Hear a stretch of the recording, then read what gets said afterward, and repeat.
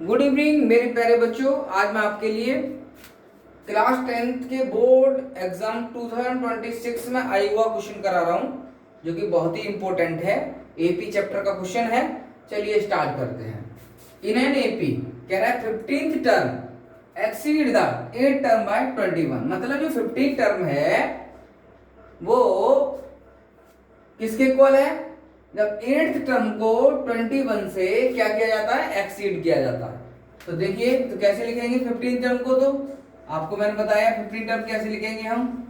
तो a plus 14d is equal to 8th term a plus 7d plus 21 है ना। मतलब एक्सीड कर दिया मैंने 8 टर्म बाय 21, ये कर दिया, ये एक्सीड कर दिया। 8 टर्म है, ये 21 से एक्सीड कर दिया। अब देखो a धर लेंगे, माइनस का हो जाएगा, प्लस 14d, चाहता मैं यहीं से ही कैंसिल कर देता। 7d इधर लेंगे, माइनस का हो जाएगा, इधर आपका 21 बचा। a से a कैंसिल, 14d में से 7d माइनस कर दोगे, 7dd बचेगा। 7d इक्वल टू 21, 7 3 जा 21, d इज इक्वल टू 3 आ गया आपका। ठीक है, तो यहां तक मैंने इसको सॉल्व कर लिया यहां तक। अब आगे बढ़ता हूं। If sum of first 10 term is 55, मतलब तुम्हें सम दे रखा है फर्स्ट 10 टर्म का ये, तो इट मींस S10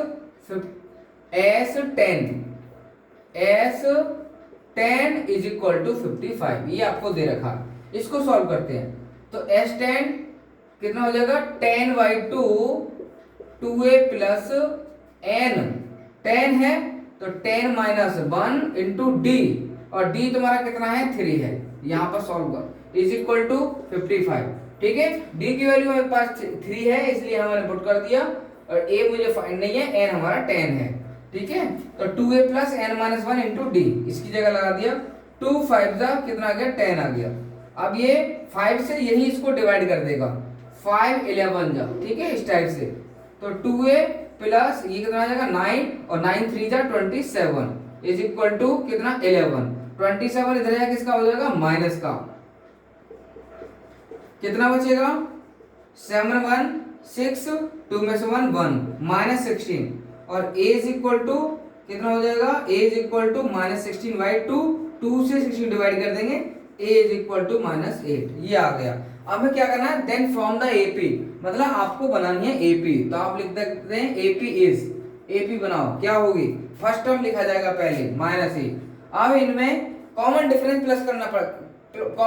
प्लस करना है आपको। तो -8 में क्या प्लस करना है? 3, तो कितना हो जाएगा? -5। -5 में 3 प्लस करना है तो -2, -3 में 3 प्लस करना है तो कितना बन जाएगा? 1 डॉट डॉट डॉट। तो ये हमारी एपी हो गई, यही हमारा आंसर है। समझ में आ गया? तो बहुत अच्छे से मैंने आपको समझाया है। ओके, तो इसे अच्छे से आप कर लीजिए। और ऐसे क्वेश्चन मेरे अगर आपको 10th क्लास में अच्छे मार्क्स लाने हैं, बोर्ड की प्रिपरेशन करनी है, तो जीवाई एक्सीलेंट मैथ क्लासेस से आप जुड़ जाइए। पक्का मैं गारंटी देता हूं, फ्री में मैं आपके वो मार्क्स दिलवाऊंगा, वो आप सोच नहीं सकते। जो बच्चे 3-3 हजार 4-4 हजार का कोर्स खरीद लेते हैं, बट उन्हें कुछ नहीं मिलता उससे, बट मैं फ्री में आपको दूंगा इंपोर्टेंट क्वेश्चन जो बोर्ड एग्जाम में आएंगे। और मैं ऐसा नहीं कि तुम्हें मतलब बोर्ड एग्जाम के टाइम ही कराऊंगा, नहीं, मेरा अभी से ही मेरी वीडियो डेली कंटिन्यू आपको मिलेंगी इंपोर्टेंट क्वेश्चन की, जो कि बोर्ड एग्जाम में आएंगे। ठीक है, चलिए इसे नोट कर लो।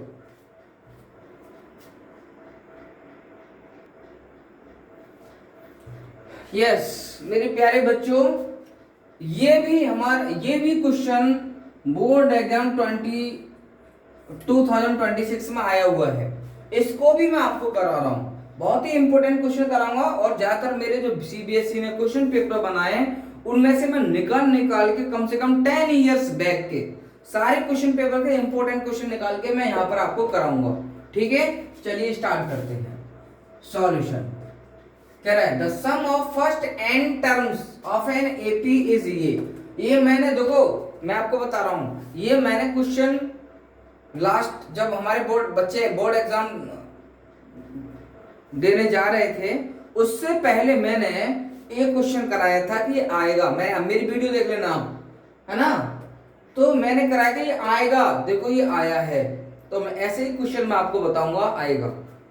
ठीक है, जो आएगा तो देखिए क्या है, sum of first N terms of N AP is ये, मतलब ये तुम्हें सम दे रखा है फर्स्ट एन टर्म का, तो आप इसको लिख देंगे S n equal to 2n square plus 13n। आप बिल्कुल कंफ्यूज मत होना ऐसे क्वेश्चनों से, मैं आपको बहुत ही इजी मेथड से कराने वाला हूं अगर आप अच्छे से समझेंगे। तो देखिए एस एन इक्वल टू दे रखा है, ठीक है, S n equal to this, आपको क्या फाइंड करना है, फाइंड इट्स nth टर्म।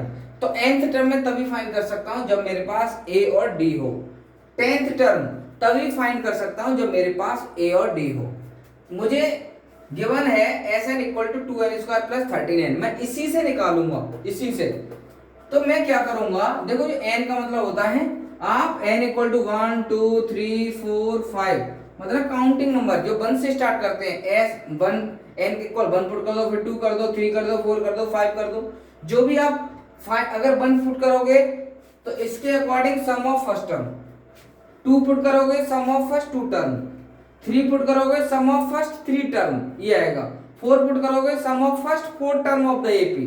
तो ऐसे है, तो मैं पहले n इक्वल टू क्या पुट करूंगा 1 अपनी तरफ से, ठीक है, तो n इक्वल टू क्या पुट करूंगा 1, तो क्या हो जाएगा s1, s1 का मतलब मैं आपको बताऊंगा, तो 2 multiply 1 square plus 13 multiply 1, s1 का मतलब है मैंने एपी का पहला वाला टर्म फाइंड कर लिया है ना, s1 का मतलब फर्स्ट टर्म का सम, और फर्स्ट टर्म का सम फर्स्ट टर्म ये होता है जिसे हम a1 कहते हैं और a कहते हैं, ठीक है, याद रखना। तो s1 फर्स्ट टर्म का सम फर्स्ट टर्म ही होगा भाई, मैं मान लो 2 4 6 8, तो अगर मैं s1 कहूंगा तो 2 कहूंगा, और s2 कहूंगा तो इन दोनों का प्लस क्या 6 कहूंगा, s3 कहूंगा तो इन तीनों का प्लस 6 और 4 10, 10 और 2 बोलो 12, ये होता है, समझ में आ रहा है। तो फर्स्ट टर्म का सम फर्स्ट टर्म ही होता है, फर्स्ट 2 टर्म का सम फर्स्ट 2 टर्म को प्लस कर दो, फर्स्ट 3 टर्म का सम फर्स्ट 3 टर्म का प्लस कर दो, ये होते हैं, समझ में आ रहा है। तो ये s1 s2 और s3 जो होते हैं ना, फर्स्ट टर्म का सम फर्स्ट 2 टर्म का सम फर्स्ट 3 टर्म का सम ये होते हैं।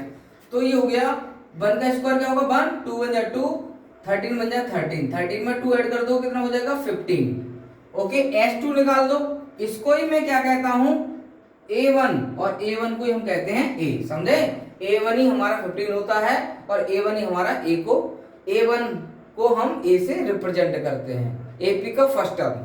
अब आते हैं s2 की बात करते हैं ना, s2 कैसे निकलेगा भाई, n की जगह 2 रखूंगा तो s2 का मतलब फर्स्ट 2 टर्म का सम, तो 2 मल्टीप्लाई 2 स्क्वायर 13 मल्टीप्लाई 2, सॉल्व करो, 2 2 जा 4, इसका स्क्वायर 4, 4 2 जा 8, 13 2 जा 26, प्लस करो कितना आ जाएगा 34 आ गया हमारा, क्या आ गया ये s2 का मतलब है फर्स्ट 2 टर्म का सम, वो किसके इक्वल लिखा जाता है a1 प्लस a2 के, मतलब हम फर्स्ट 2 टर्म का सम का मतलब होता है a1 प्लस a2, मतलब पहले 2 टर्म का सम, AP इस टाइप की होती है, a1, a2, a3, a4 dot dot dot, ये होती है AP।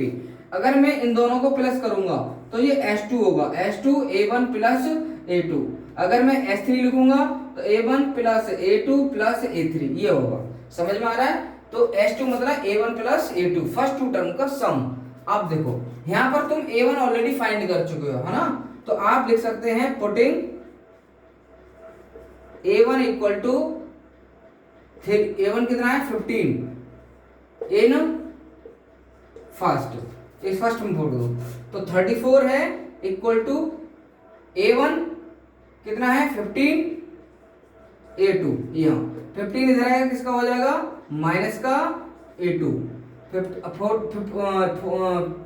14 में से 5 माइनस करके कितना बचेगा 9, और यहाँ गिरेगा 2, तो ये हमारा a2 आ गया है ना, सॉरी 2 क्यों 1, a2 कितना आ गया हमारा 19 आ गया। अब आपको जो फाइंड करना है कर लीजिए। अब मैं इसका जब मेरे पास a1 और a2 आ गया, a1 15 है a2 19 है, तो मैं d निकाल सकता हूं कैसे, a2 में से a1 को माइनस करके। तो a2 कितना है मेरा 19 है, a1 कितना है मेरा, a1 कितना है 15 है, तो कितना आ गया मेरा 4 आ गया d। देखो मैं आपको बता रहा हूं, क्योंकि ये AP की फॉर्म जो होती है A1, A2, A3, A4 dot dot dot. अगर मैं D निकालूंगा तो मुझे A2 में से A1, इसमें से ये माइनस करना पड़ेगा, या फिर इसमें से ये माइनस करना पड़ेगा, A3 में से A2 माइनस करना पड़ेगा, है ना, या फिर A4 में से A3 माइनस करना पड़ेगा अगर मुझे D फाइंड करना है तो AP का। तो आप मैंने वही किया है, D मैंने पहले दो टर्म निकाली AP के पास, पहले दो, उसी से मेरे पहला टर्म A मिल गया मुझे, और पहले दो टर्म से मुझे D मिल जाएगा। कैसे? A2 में से A1 को माइनस कर दूंगा। ठीक है, तो ये D आ गया। अब मुझे जो फाइंड करना है वो यहाँ कर देता हूँ। देखिए पहले क्या पूछ रहा है, फाइंड इट्स nth टर्म, मतलब an पूछ रहा है तुम्हें। an क्या होता है? a plus n minus 1 into D. अब इसमें आप वैल्यू लगा दो। a कितना है तुम्हारा 15, तो यहाँ 50 लगा दीजिए। n तो पूछ ही रहा है। अब d कितना है? 4 है। अब इसे सॉल्व कर लो। 15 प्लस 4n माइनस 4। अब देखो 4n पॉजिटिव है, 15 में से 4 माइनस करेंगे कितना बचेगा? 11। ये तुम्हारा nth टर्म आ गया, पहला आंसर। सेकंड, अब तुमसे कह रहा है 10th टर्म, तो a10 पूछ रहा है तुमसे, a10 तो इसी में लगा दो, क्योंकि n की जगह क्या आ गया? 10 आ गया, है ना, आ गया ना n की जगह 10, तो यहाँ n है, इसकी जगह आप लगा दो 10 माइनस 11, क्योंकि nth टर्म है। अब तुम फाइंड करना 10th, तो n इक्वल टू 10 लगा दो, 4 10 जो 40 माइनस 11 इक्वल टू 29। ये हमारा आंसर आ गया।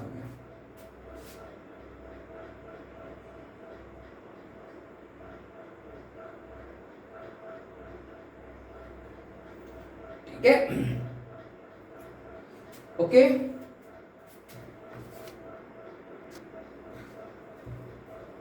अच्छा सॉरी बेटा, यहाँ पर ये माइनस नहीं है ना, यहाँ प्लस आएगा, है ना, ये प्लस आएगा और यहाँ प्लस, ये प्लस। तो मैं देख रहा हूँ कितना कम क्यों आ रहा है, मुझे कंफ्यूज सा लगा। मैं A to 19 आ रहा, 10 टर्म कैसा आ जाएगा भाई? 29 गलत हो रहा ना, इसलिए मुझे लगा। तो मैंने प्लस का बचेगा ना, ये मैंने थोड़ा सा ध्यान नहीं दिया साइन पर, ये हमारा प्लस का आएगा। ठीक है, तो ये हमारा हो गया। ये हमारा हो जाएगा 40 और 40 50, ये हमारा ठीक है। ठीक है, थोड़ा यहाँ पे बाई मिस्टेक से मेरे से माइनस साइन लग गया, इसकी वजह से हमारा आंसर रॉन्ग हो गया था। बाकी ठीक है, और आप इतना तो जानते ही हैं प्लस माइनस जहाँ भी लगता है, क्योंकि पता नहीं चलता है जब क्वेश्चन सॉल्व करते हैं तो कभी कभी। तो आपको बट आपको ध्यान से करना है, ठीक है, एक बार चेक कर लेना चाहिए, क्योंकि मुझे कंफ्यूज हो गया था, तो सॉरी मैं थोड़ी कंफ्यूज हो गया। मैंने सेकंड टाइम मारा है हमारा 19 और 10 टर्म मेरे 20 है, ये तो रॉन्ग हो रहा है, तो मेरे दिमाग में कहीं गलती की है, तो मैंने यहाँ देखा कि ये गलती हुई है यहाँ पर। ठीक है, तुरंत मैंने पहचान लिया, मेरा आंसर आ गया। ठीक है, तो ध्यान से करना है, एक बार चेक भी कर लो दोबारा से, है ना, कहीं हमारी कोई मिस्टेक भी नहीं हुई है, और पता भी चल जाता है कि अगर हम मिस्टेक कर रहे हैं तो मैं आपको बताता हूँ। ठीक है, चलिए।